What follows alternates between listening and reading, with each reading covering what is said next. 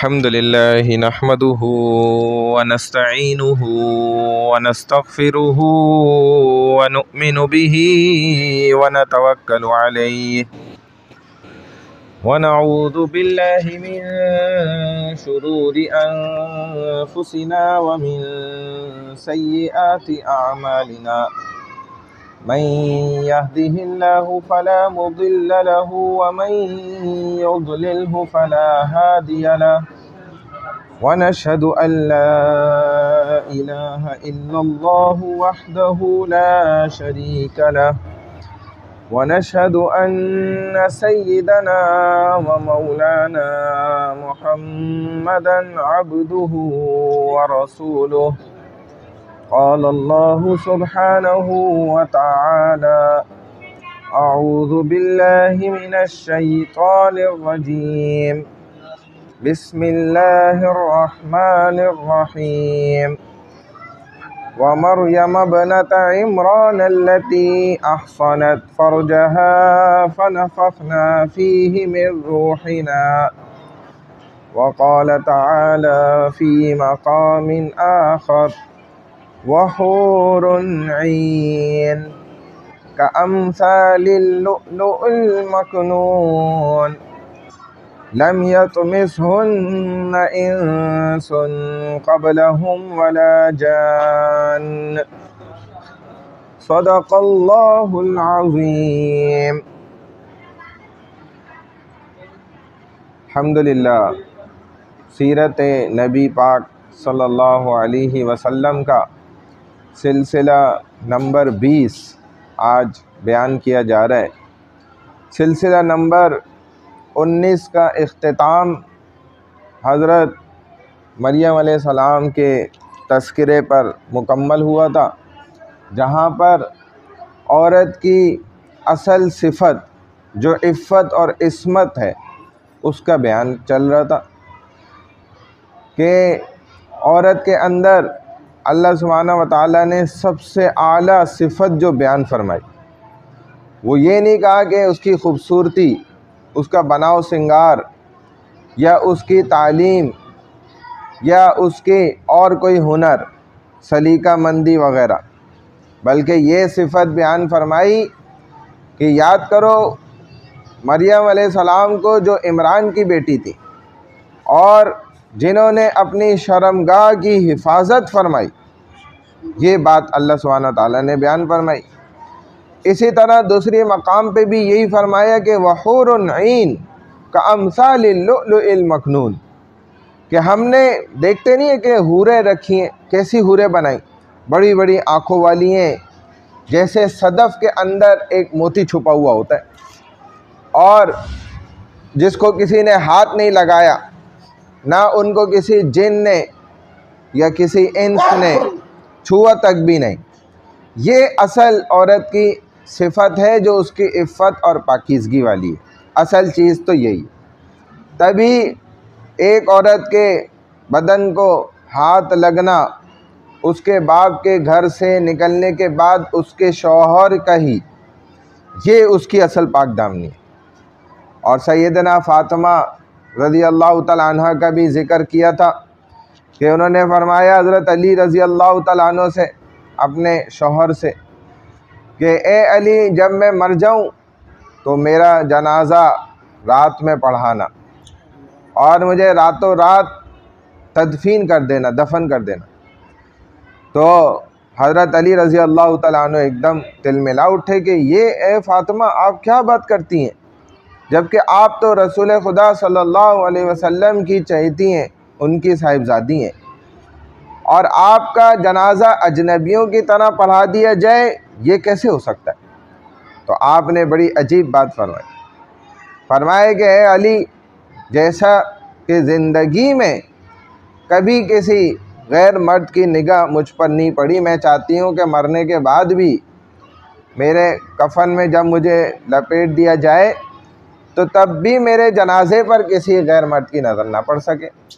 حالانکہ آپ جانتے ہیں کہ جب انسان مر جاتا ہے اس کو کفنا دیا جاتا ہے تو کفن کے اندر وہ اصل حیت اور صورت بدن کی وہ نمایاں نہیں ہوتی، اتنی واضح نہیں ہوتی. لیکن فرمایا کہ لوگوں کو میرا قد کا بھی اندازہ نہ ہو جائے کہ فاطمہ کا یہ قد تھا، اچھا 6 فٹ کی تھی، 5 فٹ کی تھی، 4 فٹ کی تھی، 4.25 فٹ تھی. تو اس چیز کو بھی انہوں نے ناپسند فرمایا کہ لوگ یہ بھی نہ دیکھ سکیں، کہ مرنے کے بعد یہ بھی ان کو نہ پتہ چل جائے، قد کاٹ وغیرہ جیسے ہوتا ہے نا. اب اس کے مقابلے میں ہم آج کی عورت کی ڈیکوریشن پیس بن گئی وہ عورت، کیونکہ عورت کے معنی کیا ہے؟ جو چھپانے کی چیز ہے. مرد کی عورت کیا ہے؟ شرمگاہ. اور اس کا حصہ بھی بیان فرمایا کہ کتنا کس قدر ہونا چاہیے. تو کہا کہ چلتی پھرتی ہمارے معاشرے میں یہ جو عورت ہے بے پردہ، یہ لاشیں ہیں، یہ زندہ عورت تو نہیں ہے. کیونکہ اس میں سے عورت کی تو تعریف ہی ختم ہو گئی نا، عورت کا معنی ہی نکل گیا اس میں سے. جب عورت کا معنی نکل گیا تو اب وہ زندہ لاش رہ گئی، عورت کہلانے کے لائق ہی نہیں رہی. جو عورتیں لوگوں کے لیے بناؤ سنگار کر رہی ہیں، گھر سے باہر نکلتی ہیں تو ایسی تیار ماڈرنائز ہو جاتی ہیں، ایسی خوبصورت اور زبردست خوشبوئیں اور مہکتی اور صاف ستھری، نہائی دھوئی اور سرخی پاؤڈر لگائی، نئے نئے چمکتے کپڑے دمکتے روشن چمک رہی ہے. کن کے لیے؟ ڈیکوریشن پیس بن گئی غیر مردوں کے لیے. اور اپنے شوہر کے لیے بنگالن بن کے گھر میں بیٹھی ہوئی ہے، نہا بھی نہیں رہی، صاف ستھری بھی نہیں، اور ماسی بن کے بیٹھی ہوئی ہے. اب کیا ہوگا اس عورت کا؟ تو اپنے شوہر کے لیے اصل بناؤ سنگار ہے، باہر نکل رہی ہے تو کر رہی ہے. تو یہی فرمایا کہ یہ عورت کی تعریف سے ہٹ گئی. اصل اس کی جو تعریف تھی عورت الرجل من السرۃ الی الرکبہ. مرد میں عورت سطر چھپانے کی چیز کیا ہے کہ ناف سے لے کر گھٹنے تک، اور عورت کا کیا ہے؟ من الرأس الی الرجل، سر کے بال سے، سر سے لے کر نا، سر کے بال سے اور پیر کے ناخن تک. یہ عورت پوری چھپنے کی چیز ہے، چھپانے والی ہے، سر سے لے کے پیر تک. یہ ضروری ہے. اب اسلام ہمیں جو ہے نا بس اپنے مفاد کے وقت جو یاد آ جاتا ہے. بڑے سے بڑا امیر ترین آدمی ہے، لینڈ لارڈ آدمی ہے، کروڑ پتی، جب مر گیا تو جی بڑا مسئلہ ہو گیا، یہ تو جی مولوی صاحب کو لے آؤ فوراً. ابھی وہی مولوی صاحب جن کی کوئی 1 ٹکے کی اوقات نہیں تھی ان کے آگے، ابھی اتنی بڑی اوقات ہو گئی ان کی. ہاں، ان کو لے آئے سامنے. اب کیا کہتے ہیں کہ بھائی آپ ان کو کیا کریں؟ ٹھیک ہے، آرام کریں. تو اب کیا کہتے ہیں کہ جی ان کو جو ہے نا آپ نے نہلانا دلانا ہے، کفنانا ہے اور ان کا جنازہ پڑھانا ہے. حالانکہ سب سے افضل اور اعلیٰ جو حق ہے وہ اس مرنے والے کی اولاد کا ہے کہ وہ اپنے والد کو نہلائے. لیکن حیرت زدہ بات یہ ہے کہ اس نے کبھی زندگی میں نہیں نہلایا، مرنے کے بعد کیسے نہلائے؟ حیرانگی کی بات تو یہ ہے نا، کیونکہ بہت سو کے والدین زندگی میں پھر اس وقت ان پہ آ جاتا ہے، ایسا وقت عمر کا ایسا مرحلہ آ جاتا ہے کہ وہ پھر ضعف کی وجہ سے خود نہا بھی نہیں پاتے. تو اگر ماں ہے تو اس کی بیٹی، والد ہے تو اس کا بیٹا اس کو نہلائے گا، اس کا پخانہ ویسے ہی صاف کرے گا جیسے وہ بچپن میں انہوں نے کیا. اور یہ تو ہم نے وہاں پر جو ہے نا اولڈ ایج ہوم میں بہت دیکھا. دوسروں کے والدین، ماں باپ کا، بوڑھے ترین لوگ، اور کیسے بیچارے کن کن حالات میں ان کو چھوڑ کے چلے جاتے تھے اور پوچھتے تک نہیں تھے، روتے تھے آنسوؤں سے، اپنے دکھڑے اور درد سناتے تھے. اور ہمارے ایک استاد نے اپنے گاؤں کا واقعہ سنایا کہ ایک دفعہ میں کچھ چھٹیوں میں وہیں گیا ہوا تھا، تو قریب کچھ 1 آدھ گاؤں چھوڑ کر کسی گاؤں میں فوتگی ہو گئی. اب اس کے رات میں نا بیٹے میرے پاس آ گئے گھر پہ، دروازہ کھٹکھٹایا تو رات کا کافی وقت گزر چکا تھا. اب انہوں نے کہا بھائی ہمارے ابا کا فوتگی ہو گئی ہے والد کی، بس آپ چل لیں، مہربانی کریں ان کو غسل وغیرہ اس کا انتظام کر دیں، دفنانے تک کے معاملات میں نا ہمارا ساتھ دے دیں۔ اب عالم دین نرم دل کے مزاج کے لوگ انہوں نے کہا بھائی ٹھیک ہے چلو۔ کہتے میں اٹھا، وضو کیا، میں چل دیا ان کے ساتھ۔ ایک دو گاؤں کے بعد جب ان گھر پہنچے ان کے، تو پوچھا بھائی کدھر ہے؟ تو کہا یہ جو کمرہ ہے نا اس کے اندر ہے، اور کمرے کو تالا لگائے ہوا ہے۔ بولا بھائی یہ تالا کیوں لگا دیا؟ کہتے ہمیں ڈر لگ رہا تھا کیونکہ مر گئے نا کہیں اٹھ نہ جائیں۔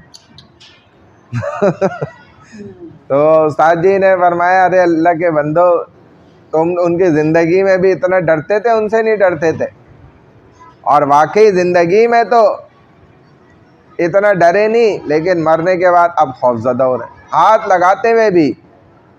اور 35 سال امریکہ میں ہمارے ایک پڑوس میں پہلے بندہ تھا ڈاکٹر، 35 سال امریکہ میں ہارٹ اسپیشلسٹ رہا، اور ادھر جب آیا اتفاق کہ چاند رات تھی عید کی نا، عید الفطر، مجھے یاد پڑتا ہے عید الفطر کی چاند رات تھی، رمضان گزرے تھے پورے۔ تو صبح صبح فجر سے پہلے 2 گھنٹے پہلے اس کے دادا، یعنی کہ جو ہمارے ساتھ لڑکا تھا اس کا دادا تھا اور اس کا والد تھا، ان کا انتقال ہوا، اس کے سگا والد۔ تو جب میں غسل دے رہا تھا فجر سے پہلے ہی، اس وقت وہ بندہ جو 35 سال لوگوں کے دل خون آلود نکال کے باہر رکھے اس نے اور پھر لگائے، اور وہ اپنے والد کے غسل کے وقت پانی سے، گندی چھینٹوں سے ناپاک ہونے کے ڈر سے دور کھڑا ہوا تھا۔ اس کو اس کے چھوٹے بھائی نے کہا بھی کہ بھائی آ جاؤ آگے، کیا ہو گیا؟ کہا بھائی مجھے چھینٹیں آ جائیں گی، کپڑے گندے ہو جائیں گے۔ یہ وہ آدمی ہے جس نے لوگوں کے دل ہاتھوں سے نکال کے 30-35 سال تک اور رکھے، اور پیسہ کیونکہ اس کے پیچھے تھا، لیکن اپنے والد کے غسل کے پیچھے وہ اپنے کپڑے گندے ہونے کے ڈر سے دور ہے، اور وہ واقعی آخر تک قریب نہیں آیا۔ اور یہ جو چھوٹا بیٹا تھا اس کے ساتھ ہی رہتے تھے، تو اس نے تو بھرپور ساتھ دیا، پانی بھر کے دے رہا ہے، مگے نکال کے دے رہا ہے، گرم پانی دے رہا ہے، پتے دے رہا ہے، سب اس نے ماشاءاللہ۔ بھلے کپڑے گندے ہوتے ہیں تو کیا ہو گیا، یہ اس کی محبت تھی کیونکہ والد کے ساتھ وہ رہا۔ تو پھر یہ وقت آ جاتا ہے اگر صرف دنیا کی تعلیم اپنی اولاد کو دی جائے تو بہرحال اب یہ ہمارے ہاں معاشرے میں بڑا مسئلہ ہے کہ غسل کرنے کا طریقہ ہی نہیں آتا۔ انشاءاللہ کوشش کریں گے اعتکاف میں غسل کرنے کا طریقہ بھی سیکھ لائیں، یہ بھی بڑا اہم عمل ہے۔ یہ سارے طریقے نا ان سب کے مذاکرے ہونے چاہیے، وقتاً فوقتاً ان کی کلاس ہونی چاہیے۔ کفن پہنانا، قبر میں اتارنا، قبر میں سیٹ کیسے کرا جائے گا، قبر کو بند کیسے کیا جائے گا، کون سی قبر صحیح ہے، یہ ساری چیزیں ہماری بہت ضروری ہیں۔ تو اب باپ کو غسل نہیں دے رہے، حیرت ہے، حالانکہ اس کا سب سے بڑا حق ہے، بلکہ الٹا گھر کی عورتوں کو یہ بھی کہتے، ہم نے خود بھی سنا کہ بھئی دور ہو جاؤ، کہیں یہ خامخواہ کہیں یہ نہ ہو کہ ابھی تمہیں پکڑ لیں، یا تمہارے بیٹا کپڑے گندے ہو جائیں، چھینٹیں آ جائیں، پیچھے ہو جاؤ۔ حالانکہ پتہ ہے کہ یہ تو اب آخری وقت ہے، اس کے بعد تو اب ختم، اب جا کے جب قبر میں حوالے کر دینا ہے، اس کے بعد کہاں ہمارے ہاتھوں میں آنا ہے۔ تو انسان کا آدھا غم تو ان اپنے بڑوں کو جو ہے نا غسل دینے، کفنانے، دفنانے میں آدھا اتر جاتا ہے، پھر آدھا غم اللہ صبر دے دیتے ہیں۔ لیکن اگر وہ یہ چیزیں نہیں کرتا تو وہ دنیا میں پھر نہ آخر تک پریشانی ہے اس کے دل میں ایک رہتی، اگرچہ وہ کسی کو نہ بتائے۔ تو ہم غور کریں نا، ہمارے زمانے میں بھی ہر طرف اس بات کا شور ہو جاتا ہے کہ بھائی جی اسلام آ گیا تو عورتیں اندر بیٹھ جائیں گی، اسلام آ گیا، شریعت نافذ ہو گئی تو عورتیں قید ہو جائیں گی، ہر مرد کو 4 شادیاں کرنی پڑ جائیں گی، اور جی یہ تو عجیب تہذیب ہے۔ اور اعتراض کرنے والے معترضین جو ہیں نا، یہ اعتراض کرتے ہیں کہ اللہ کے قرآن کے مقابلے پر، اور اعتراض کرنے والے وہ ہیں کہ جنہوں نے قرآن ہی نہیں پڑھا، نہ قرآن کو سمجھا، نہ حدیث پڑھی، نہ سنت رسول، سیرت رسول پاک صلی اللہ علیہ وسلم کو دیکھا، بلکہ انگریز لارڈ مکالے کے قانون کو وہ قرآن کے مقابلے پہ ٹکرا دیتے ہیں اور کہتے ہیں کہ بھائی یہ آئین کی دفعہ چونکہ اسلام کے مخالف ہے لہذا لارڈ مکالے کا قانون لے لو اور قرآن کے قانون کو ختم کر دو، چھوڑ دو اس قانون۔ یعنی اسلام اس قدر کمزور کر دیا نعوذ باللہ کہ قرآن کے مقابلے پہ ایک انگریز کے قانون کو ترجیح دی جا رہی کہ یہ قانون نہ ٹوٹے بلکہ قرآن کا قانون چھوٹ جائے۔ اب ہمارے فیشن، ہماری پارٹیاں مخصوص خاص ایسی اعلیٰ قیادت کی پارٹیاں ہیں کہ ان میں آپ دیکھ لیں عورت کو جو ہے اپنی بیویوں تک کو جو ہے نا ساڑیاں پہنا کے لے کے جایا جا رہا ہے۔ حالانکہ ایک عالم دین فرمانے لگے ساڑی میں چیز ہے کیا؟ یہ یعنی کہ عورت کو نا برہنہ کرنے کا ذریعہ کہ اوپر کی چیز باندھنے والی الگ، نیچے کی الگ، بیچ سے جی جتنا ساڑی سے پیٹ کھلا نظر آ رہا ہو اتنی ساڑی خوبصورت اور زبردست اعلیٰ قسم کی ساڑی۔ یہ نہیں سوچ رہے کہ قیامت میں اس کی سزا کیسی خطرناک ہوگی۔ او جی مسئلہ یہ ہے کہ پارٹی بہت بڑی ہے، پارٹی بہت بڑی ہو رہی ہے تو ساڑی باندھ رہے، اب اس کے باندھنے کا فائدہ ہی کوئی نہیں ہے۔ آدھا پیٹ نظر آ رہا ہے، آدھا پیچھے پوری پشت نظر آ رہی ہے، پیٹھ نظر آ رہی ہے، بال الگ نظر آ رہے ہیں۔ اور یہ بھی انہوں نے تحقیق نہیں کی ہے کہ ذرا سا سوچ لیں کہ بھئی یہ ساڑی مطلب آئی کہاں سے؟ خدا نخواستہ کسی صحابیات نے یہ پہنی ہے کیا؟ نعوذ باللہ، کہیں سے آپ کو اس کا ثبوت ملتا ہے؟ کون باندھتی تھیں اس کو؟ کنہوں نے باندھا ہے؟ کون لوگ ہیں؟ تو آپ غور کریں تو پتہ چل جائے گا کہ جی یہ تو ہندوؤں کا طرز عمل ہے، زندگی میں انہوں نے اپنایا ہے اور یہ ان کی ثقافت ہے، وہ پہنتی ہیں۔ اب جن کے نام کی ہمارے معاشرے میں بھی لوگ شیرنیاں تقسیم کرتے ہیں، جی آج ڈے آف فاطمہ ہے، حضرت فاطمۃ الزہرا کا دن ہے، آج تو حضرت عائشہ کا دن ہے ماشاءاللہ، آج جی بیوی مریم کا دن ہے، تو جی ہم شیرنیاں تقسیم کر رہے ہیں۔ اگر ان کو کہہ دیا جائے کہ بیوی مریم اور حضرت فاطمہ اور حضرت عائشہ اور خدیجۃ الکبریٰ رضی اللہ تعالی عنہن ان سب جیسا لباس بھی تو پہن لو، اگر ان کی خوشی میں آپ واقعی مٹھائیاں تقسیم کر رہی ہو تو آپ ان کو کچھ اچھا سمجھتے ہو نا، ذرا ان کے مطابق لباس بھی تو اپنا لو کہ انہوں نے کیسا حیا کا لباس پہنا، کیسی زبردست حیا کا پیکر بنی، تو وہ کبھی تیار نہیں ہوں گی اس چیز کے لیے۔ ویسے ماشاءاللہ ان کے نام پر جو ہے نا بڑی شیرنیاں تقسیم ہوں گی، بڑا کچھ کیا جائے گا۔ اب دیکھیں بیوی مریم،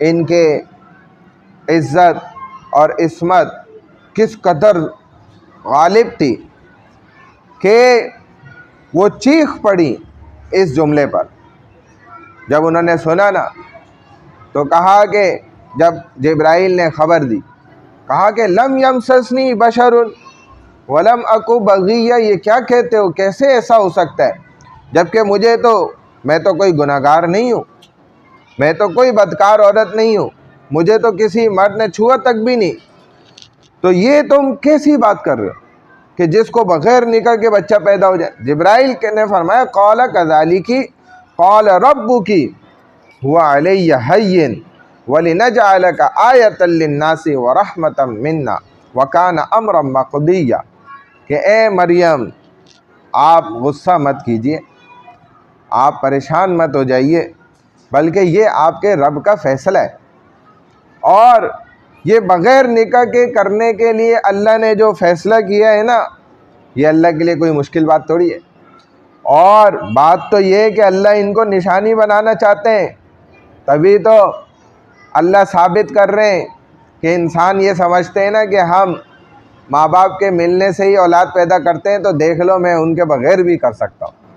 تو اللہ تو عیسیٰ علیہ السلام کو نشانی بنانا چاہتے ہیں کہ بغیر دونوں کے صرف دیکھیں ایک سے اللہ پیدا کر سکتے ہیں، اللہ پیدا کر کے دکھا رہے، بنا کر دکھانا چاہتے ہیں کہ اللہ چاہے تو نور سے ملائکہ کو پیدا کر دیں، فرشتے بنا دیں، آگ سے شیطانوں کو پیدا کر دیں، مٹی سے انسانوں کو بنا دیں، اور اسی طرح حوا کو آدم کو پیدا کر دیں، پھر آدم سے ان کی ہڈی سے ہوا کو اللہ پیدا کر دے، یہ اللہ کے لیے کوئی مشکل ہے؟ پانی سے ایک مٹی کا انسان پیدا کر دے، حالانکہ پانی سے مٹی کا کیا تعلق، مٹی سے پانی کا کیا تعلق، یہ تو الگ الگ چیزیں۔ تو مریم سے عیسیٰ کو پیدا کر دے، یہ اللہ ان تمام چیزوں پر مکمل قدرت رکھتے ہیں، اللہ کو کوئی نہیں روک سکتا۔ اب فرمایا کہ یہ تو فیصلہ ہو چکا، اب حمل ہو گیا۔ اب فرماتی ہیں کہ یا لیتنی مت قبل ھذا وکنت نسیا منسیا، کہ اب بیوی رونے لگ گئی۔ ظاہر ایک سخت امر پیش آ گیا، اور ایک خاتون ہے تو رو رہی ہیں، جبکہ جبرائیل ابھی ان سے باتیں کر کے گئے، اتنے دلاسے دے کر گئے، سمجھا کر گئے کہ ہائے کاش میں پیدا ہی نہ ہوتی، یہ تک کہنے لگ، جبکہ یہ غور کریں تو پاکیزہ ہیں، یہ تو وہ جانتی ہیں نا خود کہ میں نے کوئی گناہ نہیں کرا۔ اب یہ بات تو جبرائیل ان سے کر کے بھی گئے تھے، پوری قوم برادری کے ساتھ تو بات نہیں کی تھی نا، یہ تو مریم علیہ السلام سے صرف بات ہوئی اکیلے میں، لیکن ان کے ذہن میں تو یہی تھا نا، آپ گھبرا رہی تھی تو ان کو کہا بھائی آپ گھبرائیں نہیں، چپ ہو جائیں، اور قوم جب سامنے آ جائے تو آپ کو گھبرانے کی کوئی ضرورت نہیں، آپ اشارہ کر دیں، چھپ کر روزہ رکھ لیں، کوئی جواب نہ دیں، اور اشارہ کر دیں اس بچے کی طرف، بھائی اس سے خود پوچھ لو، اس کا مسئلہ ہے نا آپ کے ساتھ، آپ ان سے خود پوچھ لیں، عیسیٰ کی طرف اشارہ کر دینا آپ۔ تو قوم آ گئی غصے میں، کہا غصے میں یا اخت ہارون ما کان ابوک امرأ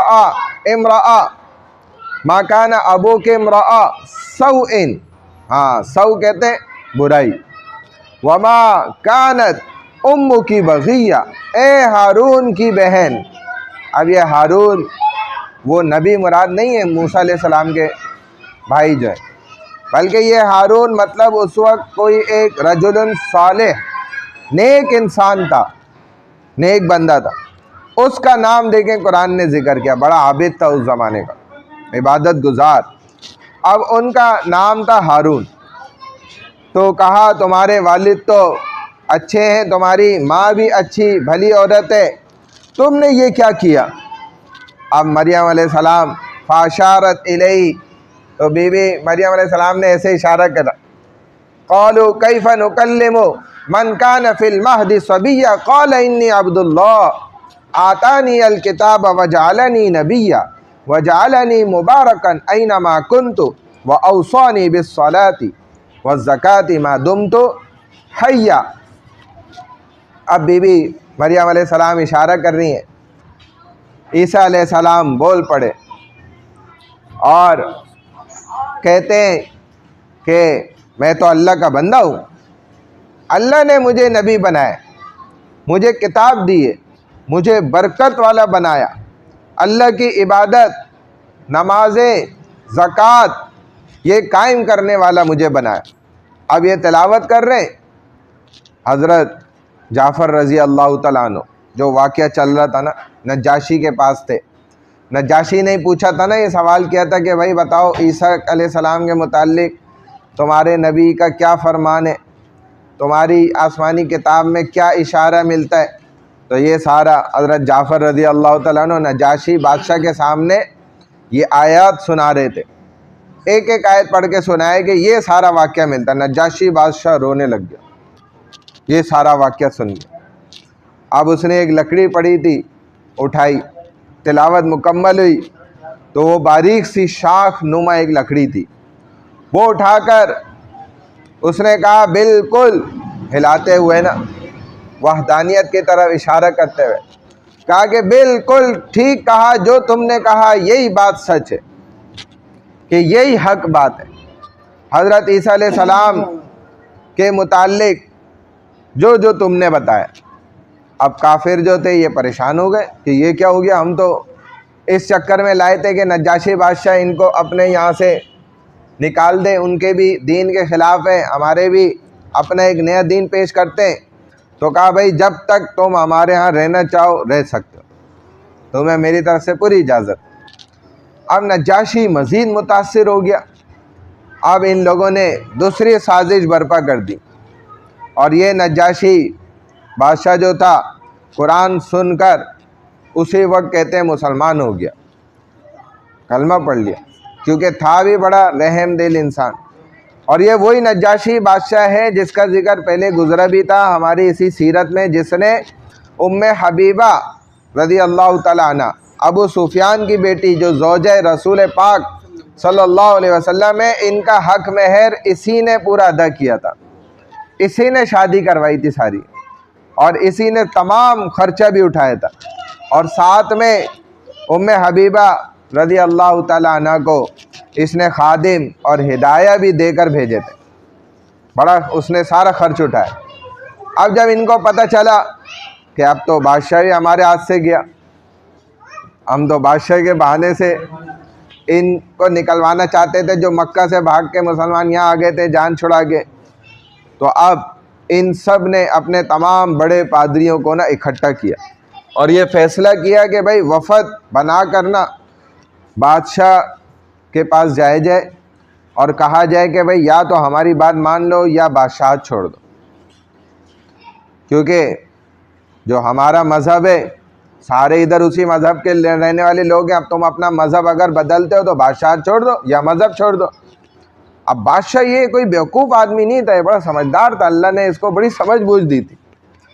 تو تاریخ کہتی ہے کہ بادشاہ نے نا جان چھڑانے کے لیے کیا کیا، جب انہوں نے قرآن سنایا تھا نا تو جو ورق تھے نا اس کے جن پہ قرآن کی سطریں لکھی ہوئی تھی، تو بادشاہ نے نا وہ جو سورت کا ورق تھا نا وہ ان سے لے کے نا اپنی اندر جیب کی جانب نا اندر رکھ لیا تھا کہ میرے سینے سے لگا رہے، سنبھال کے رکھا تھا۔ سورہ مریم جس پہ لکھی ہوئی تھی انہوں نے سنایا تھا عیسیٰ علیہ السلام کا، لائے تھے ساتھ تو لے لیا تھا، بھائی یہ تو برکت کی چیز۔ پھر ان سے بات ہوئی، کافر آ گئے سارے، آ کر انہوں نے اپنے تمام جھوٹے عقائد جو تھے نا وہ بیان کیے کہ عیسیٰ اللہ کے بیٹے ہیں اور ثالث ثلاثہ ہیں، تین کا ایک ہے، شرکی عقائد۔ اور تو اگر ان تمام عقائد کو تم مانتے ہو تو ٹھیک ہے، ورنہ ہم تمہارے خلاف اعلان جنگ کرتے ہیں۔ تو بادشاہ نے نا یوں سینے پر ہی ہاتھ رکھ کے کہا کہ بھائی میں تو اس کو بالکل مانتا ہوں بھائی میں تو بالکل مانتا ہوں۔ اور یہیں پہ انہوں نے وہ اوراق رکھے ہوئے تھے اندر چھپا کے سینے کے پاس، تو بادشاہ نے ایسے یوں جیسے ادباً کرتے ہیں نا، تو بادشاہ نے ایسے ہاتھ سینے پہ رکھ کے ایسے ایسے کر کے کہا بھائی میں تو بالکل مانتا ہوں اس بات کو، یعنی کہ اس بات کو جو ادھر سینے کے ساتھ لگی ہوئی تھی قرآن کے ورق کا اور اس پہ لکھا ہوا قرآن کا صحیفہ، کہا کہ میں تو بالکل مانتا ہوں۔ کہا ہاں ہاں میں تو اس کو مانتا ہوں بھائی۔ اچھا مانتے ہو؟ مراد یہ تھا جو اندر چھپا ہوا رکھا ہوا تھا۔ اب قوم نے کہا جی زندہ باد، اور قوم کا کام ہی یہی ہے زندہ باد اور مردہ باد کہ اگر اچھا کام ان کی بات کے مطابق، چاہت کے مطابق، دل کے مطابق ہو گیا تو زندہ باد، ورنہ مردہ باد۔ اب قوم تو کہتی ہے دین میں کوئی سختی نہیں ہے، بہت آسانی۔ پھر بہرحال کچھ دنوں میں ان لوگوں نے اندازہ لگایا، ان کو اندازہ ہوا بھائی نجاشی بادشاہ کے ہاں تو مسلمانوں کا آنا جانا پھیرا لگا ہوا ہے، اور انہوں نے ذرا گہرائی سے معلوم کیا تو پتہ ان کو چل گیا کہ یہ مسلمان ہو چکا ہے، چونکہ مسلمانوں کا اس کے ہاں بہت زیادہ آنا جانا آمد و رفت ہو گئے۔ اب انہوں نے پھر نجاشی کے خلاف اعلان جنگ کر دیا۔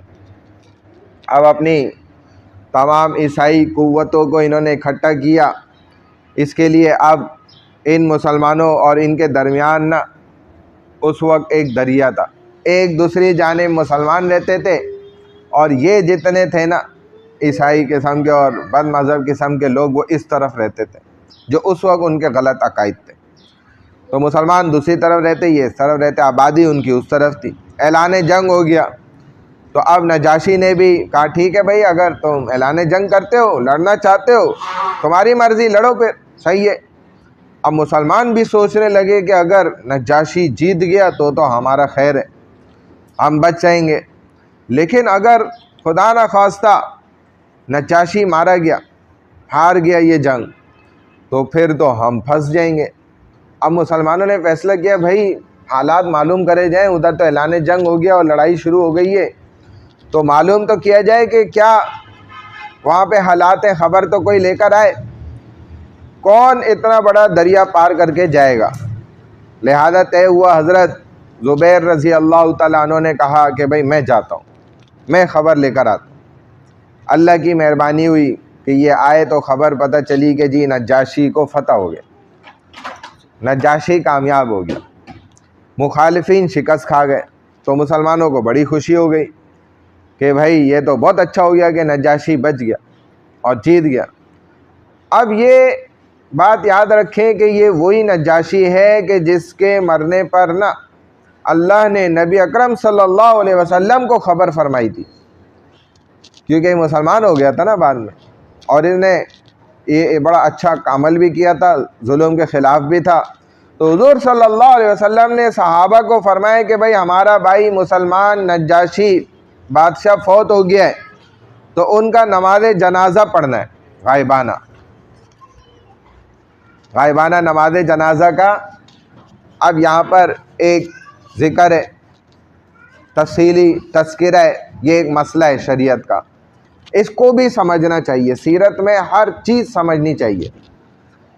تو غائبانہ نماز جنازہ پڑھنا، اس مسئلے میں اختلاف ہے۔ کہا کہ اگر کیا کسی کے مرنے پر غائبانہ نماز جنازہ پڑھی جا سکتی ہے یا نہیں پڑھی جا سکتی؟ تو امام احمد بن حنبل رحمہ اللہ اور امام شافعی رحمہ اللہ کے ہاں اور بعض علماء اہل حدیث والے حضرات، ان کے ابھی اگر کوئی کسی دوسرے ملک میں مر گیا تو اس پر غائبانہ نماز جنازہ پڑھی جا سکتی ہے ان کے عقائد اور دلائل کے مطابق۔ دلیل میں وہ حضور صلی اللہ علیہ وسلم کا یہی واقعہ ذکر کرتے ہیں کہ دیکھو نجاشی کی موت ہوئی جو حبشہ میں تھا، اور آپ صلی اللہ علیہ وسلم نے جنازہ مدینہ المنورہ میں پڑھا، ان کا یہاں سے غائبانہ نماز جنازہ پڑھا۔ اور امام اعظم ابو حنیفہ رحمہ اللہ فرماتے ہیں ان کے ہاں غائبانہ نماز جنازہ نہیں پڑھا جا سکتا، کیونکہ پہلے تو یہ بات دیکھو کہ جس شخص کا نماز جنازہ پہلے پڑھا جا چکا ہے،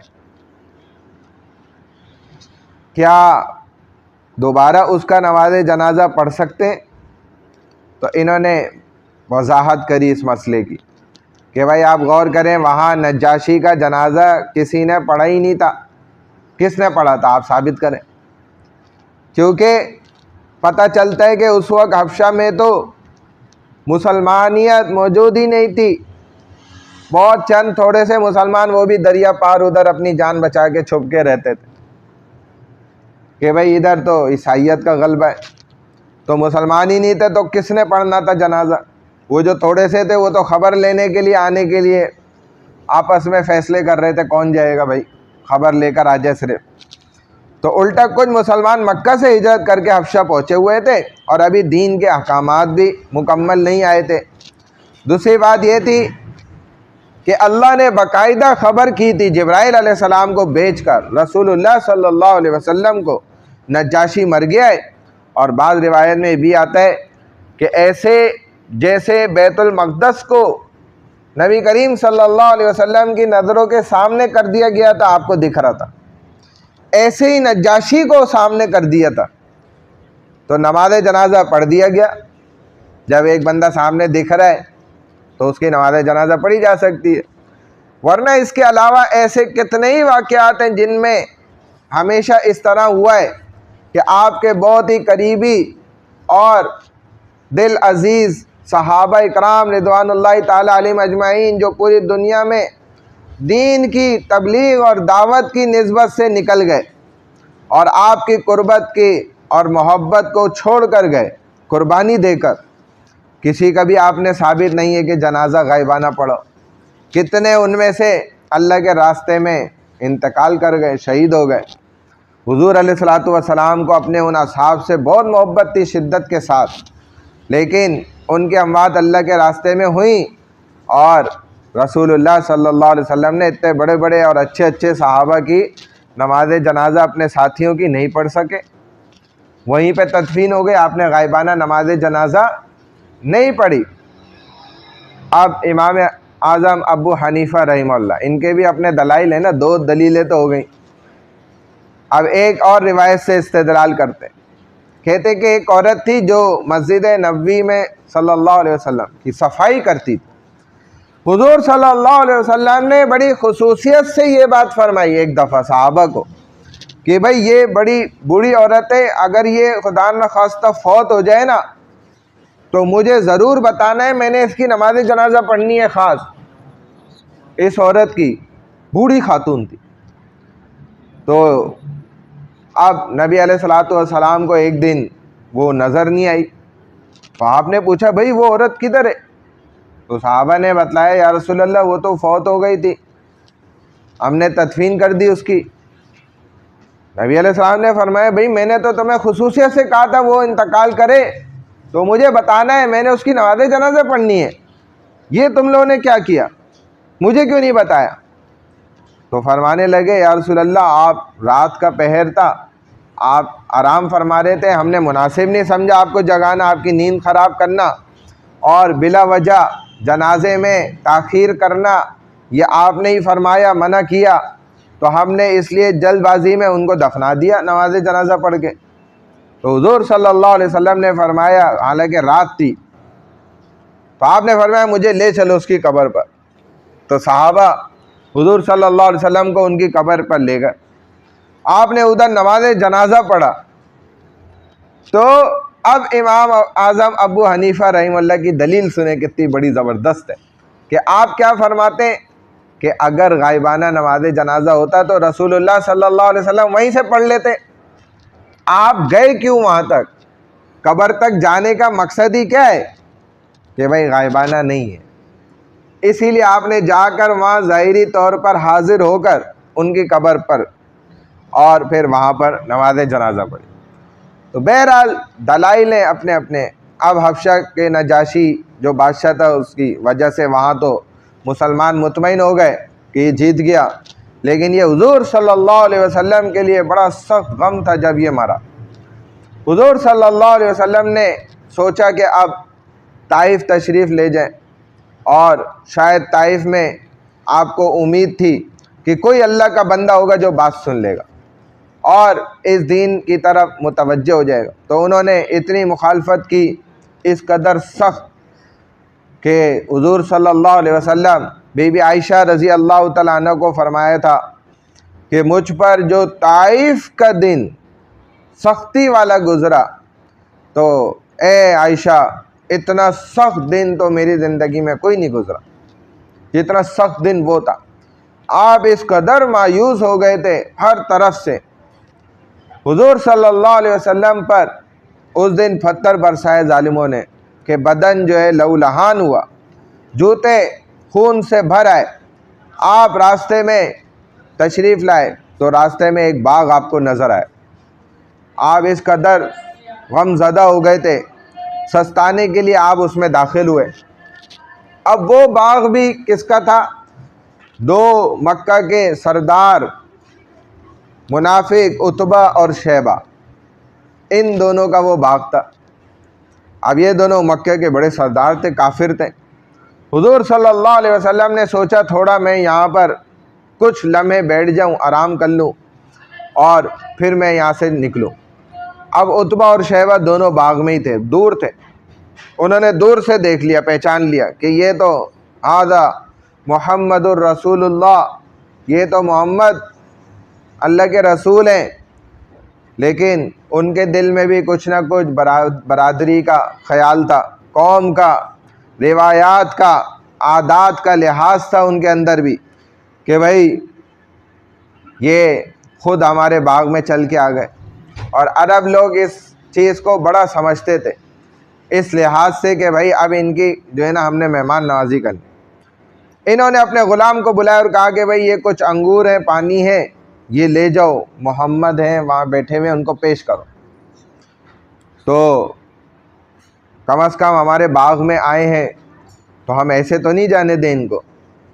عربوں میں اس کا بڑا لحاظ کیا جاتا تھا. آج بھی بہت سی قوموں کے اندر اس بات کا بڑا لحاظ کیا جاتا ہے. آپ کی کتنی بڑی دشمنی ہو، اگر دشمن دروازے پہ آ گیا تو وہ کہتے ہیں بھائی یہ اب دشمن نہیں ہے، یہ اب ہمارا مہمان ہے، آ جاؤ بھائی. اس کو اندر کرتے ہیں اور اگر وہ دشمنی ختم کرنے کی بھی بات کرتا ہے تو ختم بھی کرتے. کہتے تم دروازے پہ آ گئے، یہی تو ہم چاہتے تھے کہ تم آ جاؤ بس، تو تم نے خود ہتھیار ڈالے، اب ہماری دشمنی ختم. یہ آج بھی بڑے قوموں میں روایات، اگر دشمن بھی دروازے پہ آئے تو بس آ گیا تو وہ انگور پانی لایا، پیش کیا. حضور صلی اللہ علیہ وسلم نے بدن مبارک دھویا خون سے، ہاتھ دھوئے، کچھ پانی نوش فرمایا، پھر انگور سامنے رکھے تو حضور صلی اللہ علیہ وسلم نے نہ پڑھا بسم اللہ الرحمن الرحیم. جب یہ پڑھا تو جو یہ غلام تھا نا، اس کا نام تھا عداس. یہ بڑا حیران ہو گیا، ایک دم حیرت زدہ ہو گیا عداس، اور حیرت سے جو ہے نا حضور کی طرف دیکھنے لگ گیا. اب یہ تو مکہ کے کفار قریش والے بھی اس نے کہا کہ کبھی نہیں پڑھتے، وہ بھی جب بسم اللہ الرحمن الرحیم جو آپ نے پڑھا، رحمان اور رحیم یہ خدا کے نام وہ لینا بھی چاہتے ہیں جب، تو یوں کہتے ہیں کہ بسمک اللہم. رحمان اور رحیم تو وہ بھی نہیں کہتے. اب عداس یہ کہنے لگا یہ الرحمن اور رحیم تو جانتے ہی نہیں ہے کہ کیا چیز ہے، تو لہذا یہ اس کو صفتوں کو ذکر بھی نہیں کرتے. اب جب اس عداس نے یہ بات کری نا تو بڑا حیرت زدہ تھا. حضور صلی اللہ علیہ وسلم کو اندازہ ہو گیا، تو نبی علیہ الصلوۃ والسلام نے نا پھر یہ عداس سے نا بات کری، تو کہا اچھا یہ بتاؤ تم کہاں کے رہنے والے ہو؟ اس نے کہا میں تو مینوا ایک بستی ہے وہاں کا رہنے والا ہوں جو عراق میں واقع، عراق کے اندر. حضور صلی اللہ علیہ وسلم نے فرمایا اچھا تم اس بستی یعنی مینوا کے رہنے والے ہو جس میں حضرت یونس بن مدہ علیہ السلام آئے تھے. اب تو عداس ایک دم سن کے اور زیادہ حیرت زدہ ہو گیا کہ ان کو تو یہ بھی پتہ ہے، یہ کیسے جانتے ہیں یہ بات؟ کہا کہ آپ کیسے جانتے ہیں یونس بن مدہ کو؟ تو آپ صلی اللہ علیہ وسلم نے فرمایا حیران نہ ہو، وہ تو میرا بھائی ہے. جیسے میں اللہ کی طرف سے نبی بنا کر بھیجا گیا ہوں، بالکل اسی طرح یونس علیہ السلام بھی اللہ کی طرف سے نبی بنا کے بھیجے گئے، میرے نبی بھائی ہیں. تو آپ زیادہ حیران پریشان مت ہو جائیں، جیسے میں نبی ہوں، جو بات وہ کرتے تھے وہی میں کرتا ہوں. لیکن دیکھو ان لوگوں کو یہ بات سمجھ ہی نہیں آ رہی. آپ کہتے ہیں کہ حضرت یونس علیہ السلام کی دعوت بھی وہی تھی جو میری دعوت ہے. اب عداس ایک دم نہ گر گیا، اس کے تو سمجھ میں نہیں آئی، یہ تو ایک دم کتنی چیزیں میرے سامنے آ گئیں. حضور صلی اللہ علیہ وسلم کو چومنے لگ گیا، آپ کے ماتھے کو چومنے لگ گیا، بوسہ دینے لگا. اب ادھر سے نا عتبہ اور شیبہ دونوں دیکھ رہے تھے. انہوں نے دور سے دیکھا یہ منظر کہ ارے یہ کیا چل رہا ہے، یہ کیا ہو رہا ہے؟ الٹا ہم نے غلام کو بھیجا تھا کہ بس پانی پیش کر دے، انگور دے دے، لگتا ہے کہ ہمارا غلام بھی ہمارے ہاتھ سے گیا. اور پریشان ہو گئے. اب جب یہ واپس آیا تو انہوں نے پوچھا اس سے، بھائی اس کو کہا یہ تم کیا کر رہے تھے؟ کہا دیکھو میں تم لوگوں کو آج ایک سچ بات بتا رہا ہوں کہ یہ واقعی نبی ہے. انہوں نے جو باتیں بتائی ہیں نا یہ غیر نبی کبھی نہیں بتا سکتا. اس نے ان کو یقین دلایا اس بات کا، لیکن انہوں نے اس کو چونکہ ایک غلام آدمی تھا ڈرا کے اور اس کی بات کو کاٹ کے جو ہے نا اس کو بولا بس تم جاؤ، بات ختم.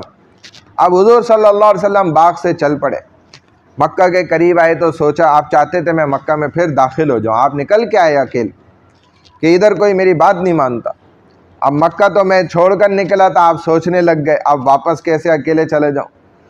تو یہ سوچ کر میں نے فیصلہ کر کے نکلا تھا باہر کہ کوئی ساتھی مل جائے گا اور دعوت پہ لبیک کہہ دے گا اور جڑ جائے گا، اسلام قبول کرے گا، لیکن کوئی نہ ملا.